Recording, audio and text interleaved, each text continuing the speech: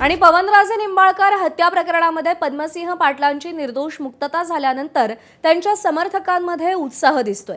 पद्मसिंह पाटलांसोबत काम केलेल्या सहकाऱ्यांनी आमदार राणा जगजितसिंह पाटलांची भेट घेतली।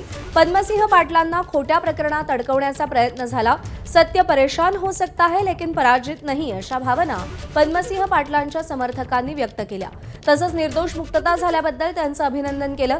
पद्मसिंह पाटलांच्या धाराशिवमधील सिंहगड निवासस्थानी जिल्हाभरातील समर्थक एकत्र आले। या भेटीचा व्हिडिओ राणा जगजितसिंह पाटलांनी फेसबुकवरती शेअर केलाय।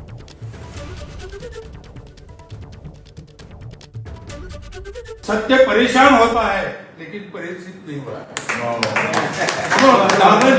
दादांच्या त्या दिवसाच्या घडामोडी मी टीव्हीवर बघत होतो। आम्हाला काम सुद्धा कोणचं करू वाटलं, इतका आनंद झाला। आज सर्व कार्यकर्त्यांना विनंती आहे की दादांनी ती केस जिंकल्याबद्दल सर्वांनी टाळ्या वाजवा।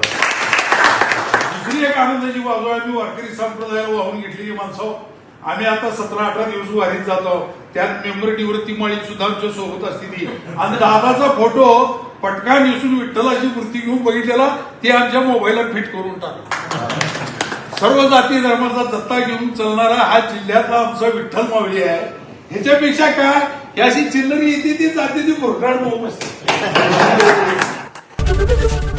एबीपी माझा, उघडा डोळे बघा नीट।